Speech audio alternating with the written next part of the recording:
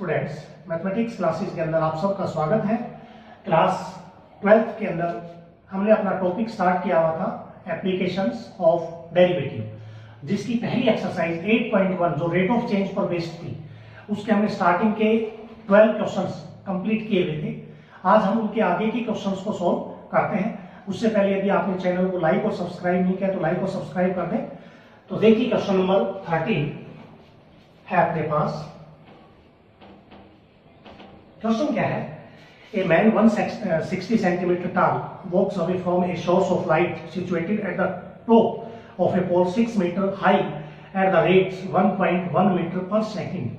कह रहा है कि एक व्यक्ति जो एक पोल जिसकी हाइट 6 मीटर है, इससे 4 अवे दूर जा रहा है, और जब ये जाता है, मान लीजिए यहां पहुंच गया, तो वहां उसकी हाइट थी 160 सेंटीमीटर यानी कि 1.6 मीटर। ये ट्रायंगल आपकी बनेगी, ठीक है। ये ए ले लिया आपने, ये बी सी डी और ये आपने ले लिया ई। तो यहां से height of the pole, height of the pole ये है अपने पास, जो आपने ए बी लेट की है 6 मीटर, और मेन्स हाइट क्या है? मेन्स हाइट जो आपने सीडी माना है 160 सेंटीमीटर है, लेकिन सेम यूनिट करेंगे तो 1.6 मीटर आ जाएगा। तो ये भी लेट करना पड़ेगा क्योंकि इसका रेट ऑफ चेंज दे रखा है, तो ये भी लेट करना पड़ेगा, इसका हमें निकालना है। जब ये इस पोल से दूर जा रहा है 4 अवे, तो उसके जाने का जो रेट ऑफ चेंज है वो 1.1 मीटर पर सेकेंड है। एक सेकेंड के अंदर वो कितना दूर जाता है? 1.1 मीटर। तो यहां से हम लेट करते हैं सबसे पहले तो एसी। एसी आपने लिया है x मीटर और सीई आपने लिया है y मीटर। सो एई कितना आ जाएगा? x plus y metre. अब यहां से अकॉर्डिंग टू क्वेश्चन के अनुसार क्या है कि इस पोल से व्यक्ति के इससे दूर जाने की जो रेट ऑफ चेंज है, जो परिवर्तन होगा उसका, वो अपने पास दिया हुआ है 1.1। तो किसका रेट ऑफ चेंज हो रहा है? x मीटर आपने डिस्टेंस ले रखा है, तो dx बाई dt दे दिया इसे 1.1 मीटर पर सेकेंड। फिर आपसे ये पूछा गया है कि जैसे जैसे ये दूर जाएगा तो उसकी जो शैडो है, छाया, क्योंकि इस पोल से जो उसकी छाया बनेगी वो भी क्या होगी? बढ़ेगी, इंक्रीज होगी। क्योंकि जैसे जैसे व्यक्ति, जैसे मान लीजिए आपके ऊपर कोई लाइट पड़ती है, तो उस लाइट से जैसे आप दूर जाएंगे तो छाया इंक्रीज होगी, जैसे उसके नजदीक आएंगे तो आपकी जो शैडो है वो क्या होगी? डिक्रीज होती है। तो ये दूर जा रहा है 4 अवे इससे, तो शैडो इसकी क्या होगी? इंक्रीज। तो अपने को y का रेट ऑफ चेंज निकालना है, y इसकी शैडो है अपने पास। तो सबसे पहले y का रेट ऑफ चेंज करेंगे तो x y में कहीं इक्वेशन तो है ही नहीं, तो सबसे पहले हम इक्वेशन निकालेंगे। तो उसके लिए क्या करना पड़ेगा? हमें इस ट्राइंगल को और इस कंप्लीट ट्राइंगल को सिमिलर लिख लेते हैं। सिमिलर कैसे है? ये कॉमन एंगल हो गया, ये भी 90 और ये भी 90, तो ये एंगल दोनों का सेम है, ये दोनों पर 90 डिग्री के हैं, तो ए से ये ट्राइंगल क्या हो जाएंगी? Similar. Now triangle CDE similar triangle है ABE, क्योंकि जब ट्राइंगल सिमिलर होती है तो उनकी साइड क्या होती है? प्रोपोर्शनल होती है। तो प्रोपोर्शनलिटी में इसकी साइड CD प्रोपोर्शनल होगी किसके? AB की, ठीक है। इसकी साइड DE जो ये है, इसकी जरूरत नहीं, अपने को तो ये चाहिए, तो DE को छोड़ देते हैं। अगला सिमिलर रिलेशन क्या आएगा? CE का, और यहां भी क्या आएगा? AE का, ठीक है। Sides are proportional. तो यहां से आप देखेंगे एक बार, CD कितना है? 1.6 और ये है 6। यहां पर आपके पास है y और AE अपने पास कितना था? x plus y। अब अपने को x y में यहां से एक रिलेशन निकालना है। देखिए, इसका डेसिमल हटा दो, 16/60 आ जाएगा, y upon x plus y। तो ये कैंसिल होता है अपने पास, 4 से कर दो, 4 4 जा और 4 15 जा, तो ये आ जाएगा अपने पास क्रॉस मल्टीप्लाई में 4x 4y और इधर आ जाएगा 15y। तो इस y को इधर ले आओ, 4x माइनस का 11y इक्वल्स टू 0। अब इसका डिफरेंशिएट करो, differentiate with respect to t, क्योंकि x और y में रिलेशन आ गया, या आप इसको ऐसे भी लिख सकते हैं, y को उधर ले जाए या x को उधर ले जाए। ये करने से पहले आप इसको ऐसे लिख लो, 4x को उधर ले लो, माइनस का 11y इक्वल्स टू माइनस का 4x, तो माइनस तो कट ही जाएगा और y इक्वल्स टू 4/11x आ जाएगा।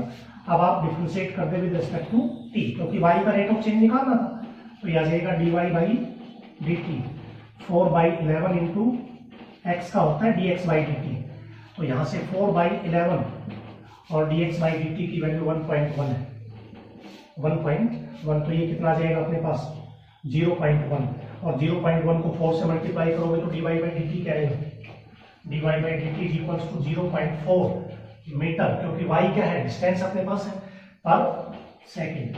तो यहां से लिख देंगे shadow increase at the rate, shadow increase at the rate 0.4 metre पर सेकेंड। तो ये आपका क्वेश्चन नंबर 13 था। नेक्स्ट है अपने पास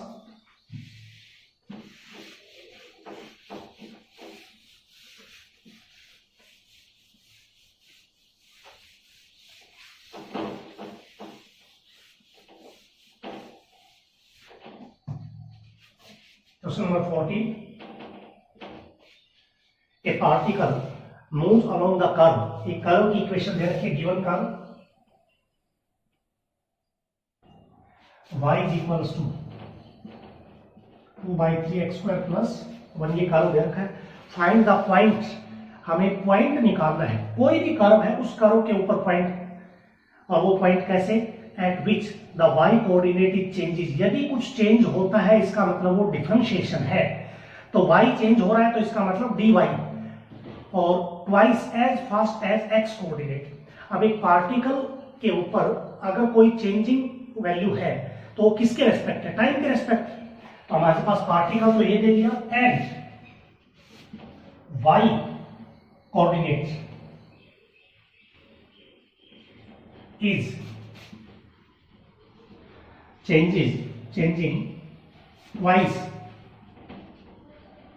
as fast as x coordinate। y बदलता है तो y चेंज होगा तो dy अपॉन dt, टाइम के रेस्पेक्ट बदलेंगे, इज इक्वल्स टू ट्वाइस है किसका, x कोऑर्डिनेट का, यानी कि dx/dt। y और x चेंज हो रहा है, लेकिन y का जो चेंज होने की जो गति है वो x के चेंज होने की गति से क्या है, ट्वाइस है। तो एक इक्वेशन ये आ गई अपने पास। अब अपने को पॉइंट निकालना है, तो जो इक्वेशन आपको दी हुई है 1 मान लेते हैं, इसको 2 लेते हैं, डिफरेंशिएट 1 विद रेस्पेक्ट टू। अब यहाँ x और y t के रेस्पेक्ट चेंज हो रहे हैं, तो पहली जो इक्वेशन है y, उसका भी रेट ऑफ चेंज किससे होगा, टाइम से ही होगा। तो y का तो आ जाएगा dy/dt, और यहाँ 2/3x का हो जाएगा 2x पहले पावर से, और x का क्या होगा dx/dt, क्योंकि अब इंडिपेंडेंट टाइम है, x और y दोनों क्या हो गए, डिपेंडेंट हो गए। तो यहाँ से dy/dt की वैल्यू रख देते हैं 2 × dx/dt, या 2 to the 4/3x और dx/dt। तो ये dx/dt तो कैंसिल हो जाएगा, 2 से भी ये कैंसिल हो जाएगा 2/3, तो यहाँ से x कितना आ जाएगा, इधर रह गया 1 इज इक्वल्स टू 2/3x, तो x इज इक्वल्स टू आ जाएगा 3/2। तो x की वैल्यू आ गई, कोऑर्डिनेट अपने को निकालना था, पॉइंट x आ गया तो y निकाल दो, then x is equals to 3/2, so from 1 y is equals to 2/3 into 3/2 का स्क्वायर 9/4 plus 1, तो 3 3 the 9, 2 2 the 4, तो 3/2 plus 1, 2 plus 3 5/2। तो x आपके पास ये आ गया और y आपके पास ये आ गया, तो रिक्वायर्ड पॉइंट क्या आ गया, रिक्वायर्ड पॉइंट आ गया अपने पास 3/2 और 5/2, जो आपको फाइंड आउट इसमें करना था। इसी प्रकार से इसका सेकंड पार्ट है, बिल्कुल सेम है, वो आप खुद करेंगे। अगला देखिए 15।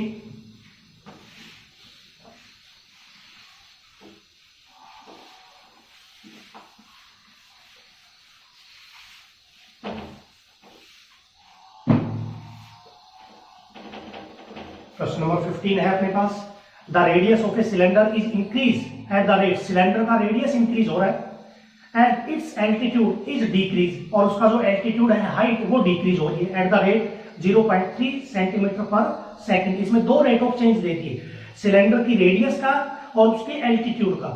Find the rate of change of volume when radius is 3 and altitude is 5। अब अपने पास देखिए एक सिलेंडर है, यहां ये सिलेंडर है,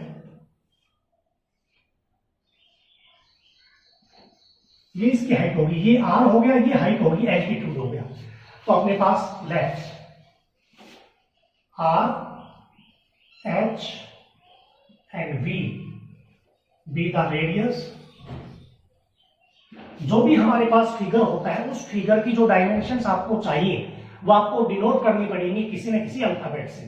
तो जो अल्फाबेट हम यूज करते हैं वो हमें लिख दिए, आर रेडियस के लिए, एच हाइट,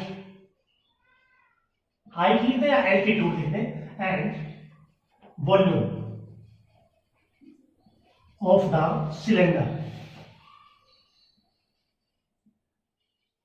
रेस्पेक्टिव। ठीक है, अब अपने पास वॉल्यूम जो होगा उससे पहले जो क्वेश्चन में गिवन था वो लिख देते हैं अकॉर्डिंग टू क्वेश्चन। क्वेश्चन में क्या गिवन था, the radius of the cylinder increase, increase का मतलब बढ़ रहा है, तो पॉजिटिव, डिक्रीज का मतलब नेगेटिव होता है। तो रेडियस का rate of change dx by dt time के रेस्पेक्ट है 2 सेंटीमीटर पर सेकेंड। हमें कैसे पता चला कि टाइम से रेट ऑफ चेंज हो रहा है, ये यहां से, क्योंकि सेकंड यहां लिखा हुआ है तो इसका मतलब टाइम से हो रहा है। एंड दूसरी वैल्यू थी हाइट, रेट ऑफ चेंज हो रही थी, इसका altitude D H by D T, ये डिक्रीज हो रहा है, क्योंकि रेडियस बढ़ेगा तो हाइट कम होगी, और ये डिक्रीज का मतलब है -3 सेंटीमीटर पर सेकेंड। क्वेश्चन में पॉजिटिव लिखा है लेकिन लैंग्वेज ये है कि एल्टीट्यूड इज डिक्रीज, इसका मतलब क्या है, वैल्यू क्या होगी उसकी नेगेटिव हो जाएगी। अपने को वॉल्यूम का रेट ऑफ चेंज निकालना है तो पहले वॉल्यूम निकालो ना। वी वॉल्यूम क्या होता है सिलेंडर का, पाई आर स्क्वायर एच। तो यहां आपके पास v का रेट ऑफ चेंज अपने को करना है, r और h का रेट ऑफ चेंज दे रखा है, तो यहां आप डिफरेंशिएट करेंगे विद रेस्पेक्ट टू t। तो यहां v का रेट ऑफ चेंज हो जाएगा dv बाई dt, और पाई एच डी यहां रेट ऑफ चेंज आप करेंगे तो u डॉट v से, तो R square H D H का dh by dt plus H H D R square का हो जाएगा पहले पावर से 2r और फिर dr बाई dt। ठीक है, अब दोनों में से क्या कॉमन है, पाई कॉमन निकालने की वजह सीधी वैल्यू रख दो आर स्क्वायर, और dh बाई dt की वैल्यू कितनी है -3 प्लस 2rh, और इसकी वैल्यू है dx, x नहीं था ये r था सॉरी, dr बाई dt कितना है 2 है अपने पास, तो ये वैल्यू आ जाएगी pi into -3r square plus 4rh, ये dv बाई dt आ गया। अब अपने को गिवन है रेडियस है अपने पास,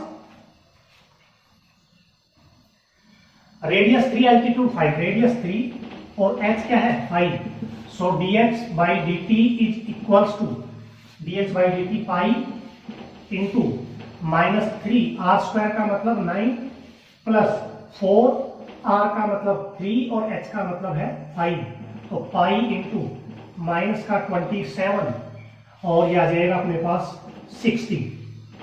तो यहां से पाई 60 में से 27 कम करेंगे तो यह आ जाएगा 33 पाई, 33 पाई। और ये रेट ऑफ चेंज किसका था, वॉल्यूम का, dv बाई dt। तो यह आ जाएगा, वॉल्यूम की यूनिट होती है सेंटीमीटर क्यूब पर सेकंड। यहाँ पाई की वैल्यू दे रखी हो तो पाई की वैल्यू आप सब्स्टिट्यूट कर सकते हैं इसमें। ठीक है, 33 पाई अदरवाइज लिख सकते हैं। नेक्स्ट है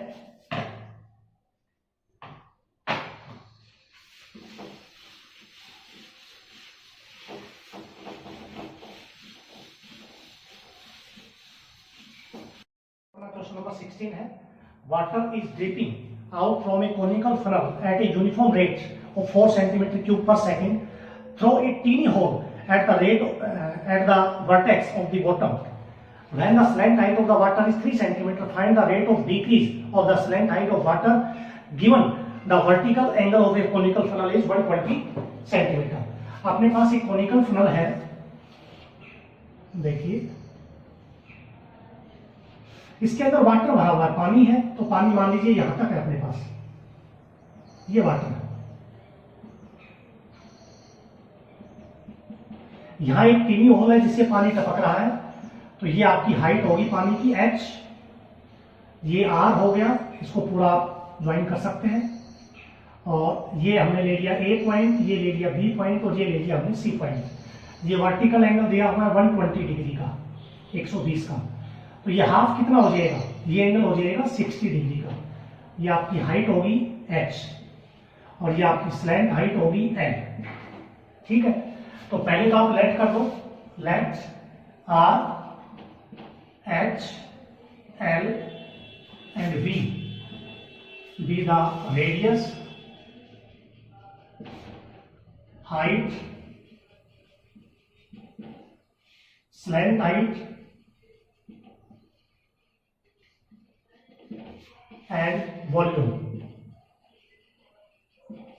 of the water in a conical funnel.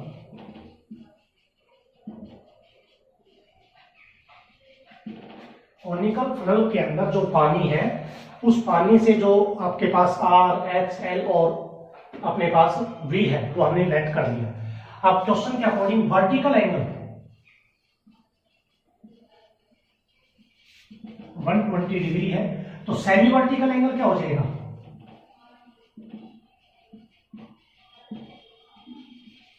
ये हो जाएगा 60 डिग्री।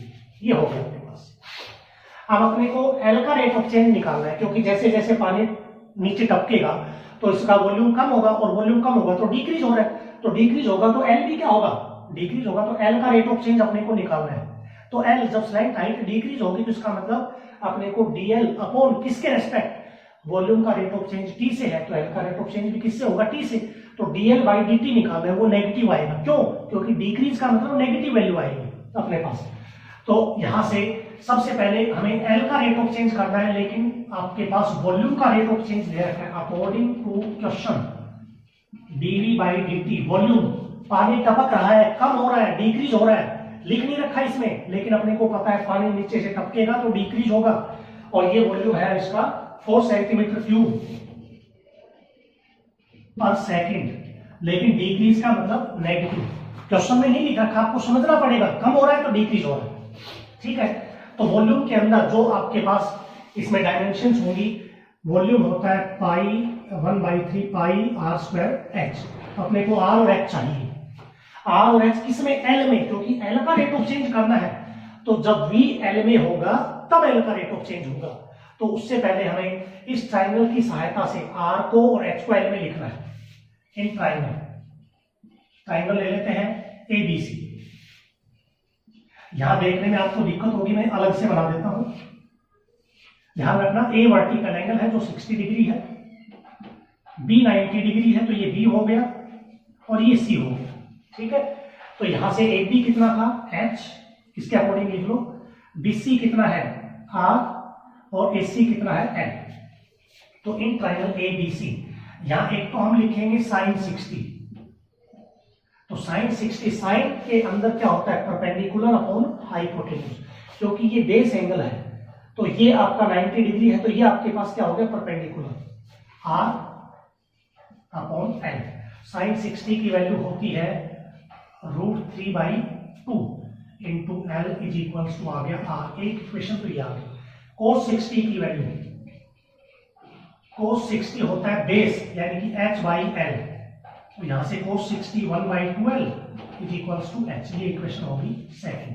अब हम वॉल्यूम की सहायता से R और H की वैल्यू हमने दोनों निकाल ली, वो R और H की वैल्यू यहां रखेंगे और फिर V का रेट ऑफ चेंज करके DL बाई dt निकालेंगे। कैसे, देखिए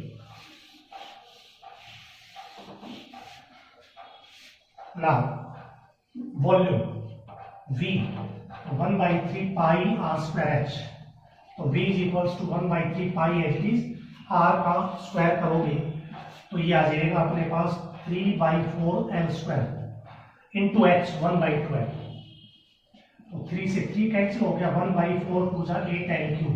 अब यहाँ डिफरेंशिएट कर दो विद रेस्पेक्ट टू T। तो V का हो जाएगा dV by dt 1/8 L cube का 3L और L का हो जाएगा dL बाई dt। तो यहां से इसकी वैल्यू थी -4 और ये आ जाएगा 3/8 L और dl बाई dt। तो यहां से dl बाई dt क्या आएगा, 8 4 32 अपॉन 3l। यहां l की वैल्यू आपको दे रखी है कि जब पानी ड्रिप हो रहा है नीचे, when l is equals to 3 centimetre, so dl by dt is equals to minus का 32, और यहां आपके पास l की वैल्यू कितनी है, 3 इंटू 3l स्क्वायर का, सॉरी l स्क्वायर करो, 3l स्क्वायर, तो l स्क्वायर करेंगे तो क्या आ जाएगा, 9 आ जाएगा। तो ये आ जाएगा अपने पास माइनस का 32 बाई 27। किसका रेट ऑफ चेंज है, ये l का। तो l तो लेंथ है, तो इसकी यूनिट है सेंटीमीटर पर सेकेंड। तो यहां से लिख देंगे hence slant height is decrease at the rate 32 by 27। इसमें पाई और था भाई, इसमें पाई अपन ने छोड़ दिया यहां, तो इसके साथ तो पाई भी आएगा, तो यहां पाई आएगा इसमें, तो 3 पाई, तो नीचे भी 3 पाई आएगा, तो यहां इसके साथ पाई लगाना पड़ेगा 27 बाई पाई सेंटीमीटर पर सेकेंड। ठीक है, तो यहां हमने डिक्रीज वर्ड यूज कर दिया ना, तो नेगेटिव वैल्यू क्या लिख दी, पॉजिटिव, क्योंकि डिक्रीज का मतलब ही नेगेटिव है। ठीक है, तो ये एक्सरसाइज आपकी 8.1 कंप्लीट है। अब हम अगली जो एक्सरसाइज है, जो अपने पास टेंजेंट और नॉर्मल की है, वो हम नेक्स्ट वीडियो के अंदर सॉल्व करेंगे। तो आज के वीडियो में आपको एक्सरसाइज 8.1 कंप्लीट फेयर नोटबुक के अंदर करनी है। यदि कोई प्रॉब्लम है तो आप बताएं इसमें। ठीक है, आज के लिए यही आपका वर्क है।